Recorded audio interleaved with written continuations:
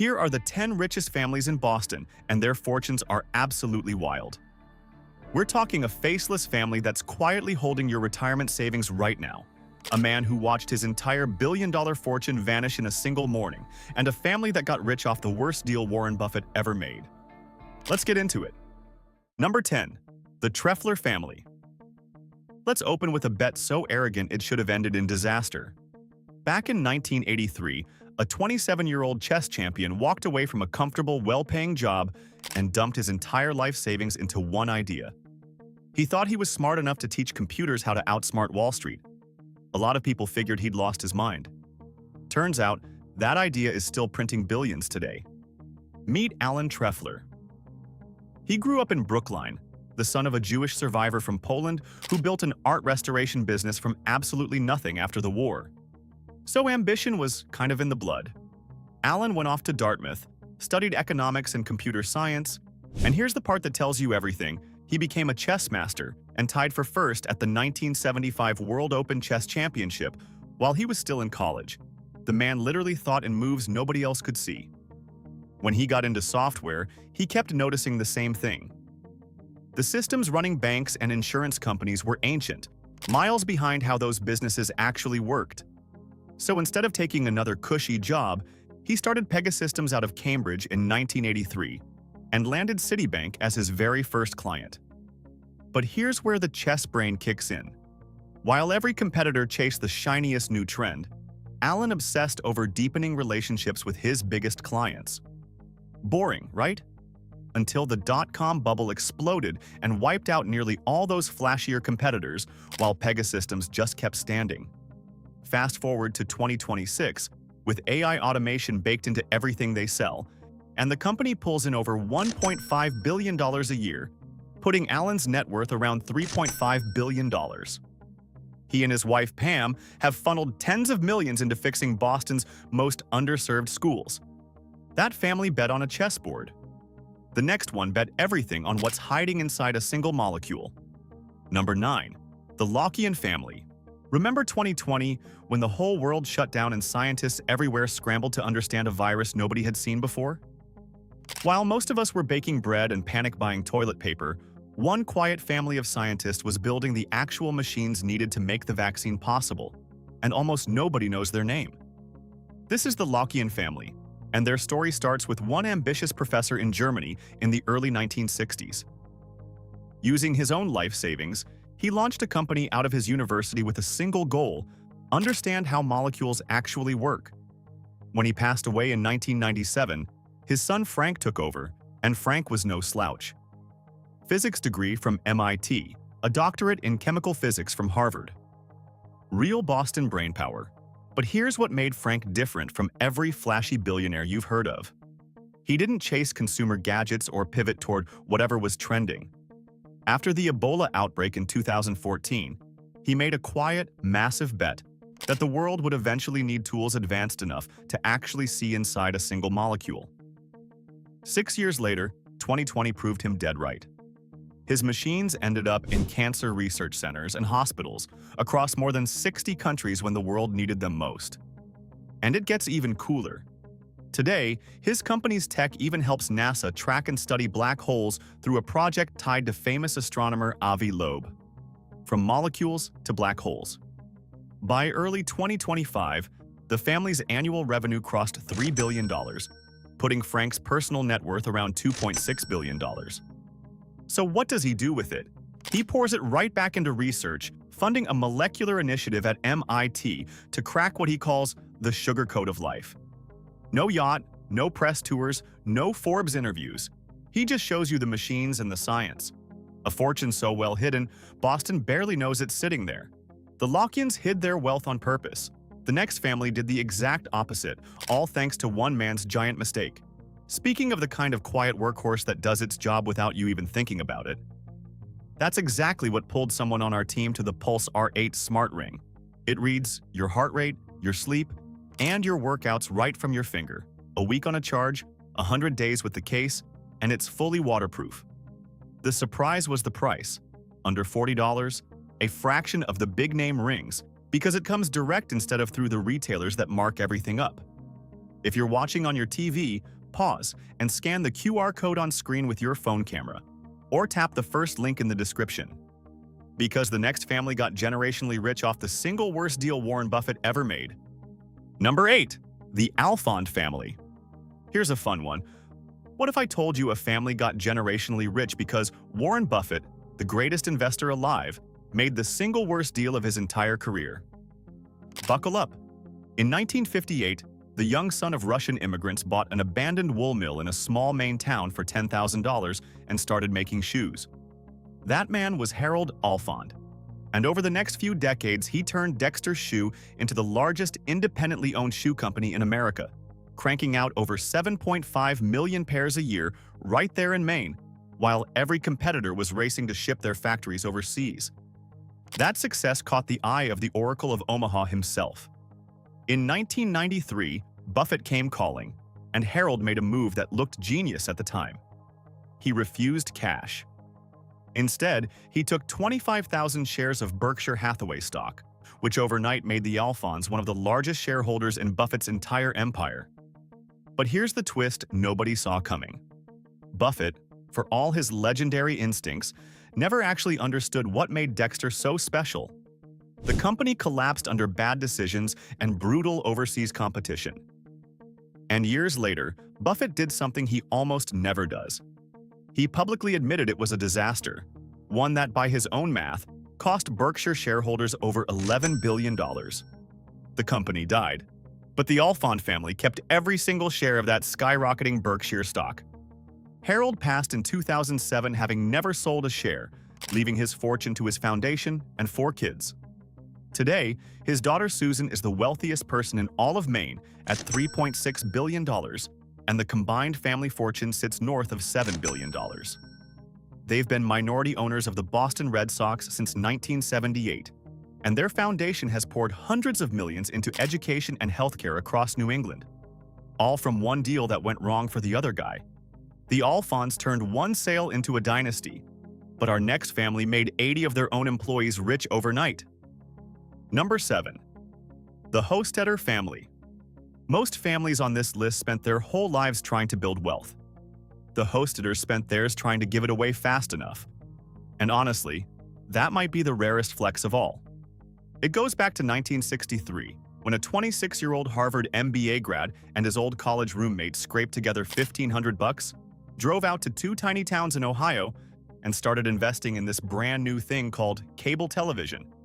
Nobody thought it would amount to more than pocket money.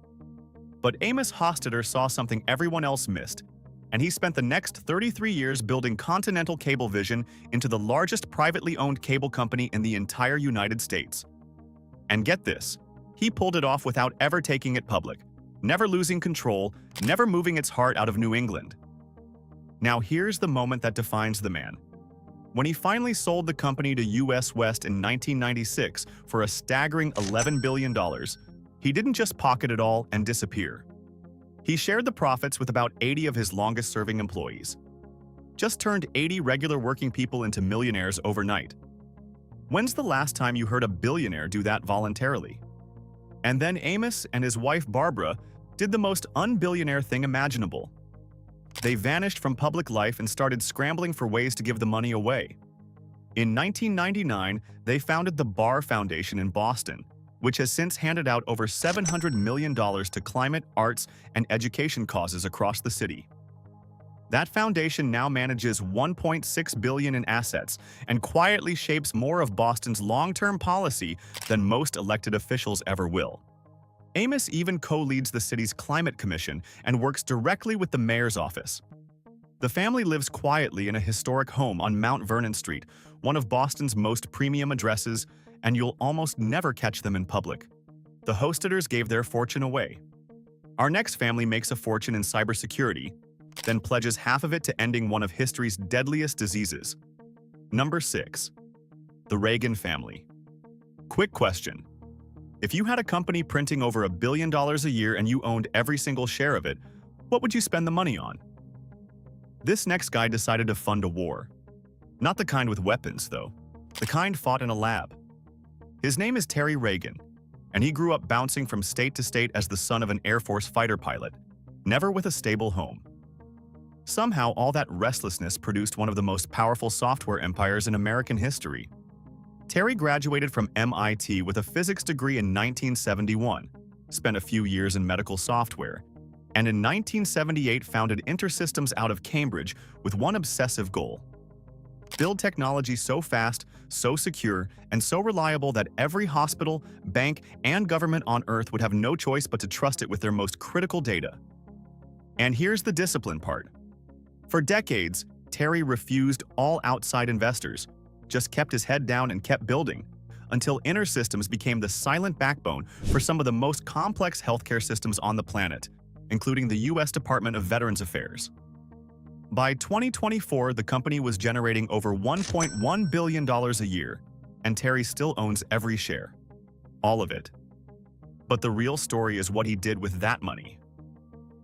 In 2008, Terry and his wife Susan started the Ragon Institute, a powerhouse research center linking Mass General, MIT, and Harvard, throwing the best scientists and unlimited funding at one enormous goal: find a working vaccine for HIV. Their opening pledge was $100 million. 9 years later, they'd already given double that, and in 2017 they signed the Giving Pledge, promising to donate at least half of everything they own until AIDS is wiped out for good. The Ragons are trying to cure a disease. Our next man didn't cure anything, but his comeback story will straight up give you chills. Number 5. The Hale family. Imagine being the 7th richest person on the entire planet one morning, and being worth exactly $0 the next. Not poorer, zero. That actually happened to Rob Hale. And what he did afterward is one of the greatest comeback stories Boston has ever seen. It starts in Northampton, Massachusetts, where Rob launched his first telecom company, Network Plus, completely on his own at just 23 years old. All through the 90s, it grew steadily. Real revenue, loyal customers, the real deal. Then Goldman Sachs came knocking and basically promised he'd become a billionaire if he took the company public. He did exactly what they said, and by March of 2000, Rob Hale was sitting on a paper fortune of around $1.4 billion, one of the wealthiest people in the country.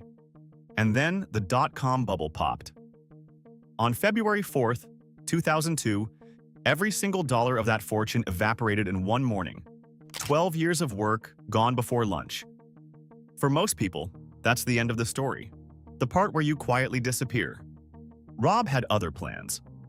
Just 4 months later, he borrowed $1 million from his own father and co-founded Granite Telecommunications down in Quincy. But this time, he flipped the entire strategy. Instead of trying to serve everyone, Granite would serve only corporate customers. People called it a dumb, narrow idea. Then they had to watch as Walmart, CVS, and hospitals all over the country came lining up at his door. The man rebuilt everything from zero. And here's the part that matters most. He and his wife Karen have since given away more than $400 million to cancer research and college scholarships across Boston. The guy who lost it all became the guy who can't stop giving it away. Rob Hale lost his fortune and clawed it back. Our next man never lost $1 in his life. He just kept printing more. Number 4. The Chambers family. Here's a guy who dropped out of high school in his senior year, fixed copy machines for $75 a week, and built one of the biggest car empires in America almost by accident. Meet Herb Chambers. After serving in the Navy as an aviation electrician, Herb came home to Boston with nothing but a ridiculous work ethic and took that copy machine repair job. But he noticed something fast. He was way better at selling the machines than anyone around him. So he started his own company, and by 1983, it had grown into the largest independent office equipment dealer in the entire United States, over 1,000 employees across 36 offices. He sold it for $80 million. Now here's where it gets almost too good to be true. Around 1985, Herb walked into a dealership just trying to buy himself a Cadillac. The experience was so miserable, the service so bad, that he walked out and did the most Herb Chambers thing possible. He offered to buy the entire dealership. That one spite purchase, made completely on the fly, eventually exploded into 60 dealerships across Massachusetts and Rhode Island, selling everything from Hondas to Lamborghinis, and pulling in nearly $3 billion a year at its peak. And the man knows how to exit. In July 2025, at 83 years old, Herb sold the whole dealership group to Asbury Automotive for $1.3 billion, the third largest transaction in the history of the American auto industry. He kept just one location for himself, the Mercedes-Benz Boston store, because why not? Just months before that, his family had donated $100 million to Mass General for cancer research. And even now, in his mid-80s, Herb still commutes to work every day by private helicopter from his estate in Connecticut, sitting on one of the most jaw-dropping private car collections in the world. The man simply refuses to slow down. Herb got rich selling other people's brands. Our next family got rich by refusing to sell theirs, even to Warren Buffett himself. Number 3. The Davis family. Picture the morning of the 1972 Boston Marathon. Thousands of runners lacing up their shoes, and one 28-year-old son of Greek immigrants doing something far more ambitious than running 26 miles. He was buying the company that made the shoes. Meet Jim Davis. He grew up in Brookline, studied biology and chemistry at Middlebury, and that morning he bought a struggling little shoe company with 6 employees that made just 30 pairs a day for $100,000. Everyone thought he'd lit his money on fire. 4 years later, that company, New Balance, got named the best running shoe in the world by Runner's World magazine. His secret was almost stubbornly simple. While Nike and Adidas shipped their factories overseas to chase cheap labor, Jim did the complete opposite. He kept making shoes right here in New England and turned that into a badge of honor, the kind of thing loyal customers will gladly pay a premium for. Made in the USA wasn't a marketing gimmick for him. It was the whole identity. And then comes the moment that made headlines. Warren Buffett, one of the greatest investors who has ever lived, offered to buy New Balance. Jim Davis looked at that offer and sent back a flat, simple no. Didn't even flinch. Today, the Davis family owns 95% of the company, has never once taken it public, and reportedly pulls in billions in sales every single year. And here's the cherry on top. Without spending a dime on some big new ad campaign, the TikTok generation went and discovered New Balance completely on their own and decided the dad shoe was suddenly the coolest thing going. The brand Jim kept stubbornly independent for 50 years became cool again by total accident. Jim Davis said no to Buffett and kept his empire. Our next man played actual chess with an entire NFL team just to own it. Number 2. The Kraft family.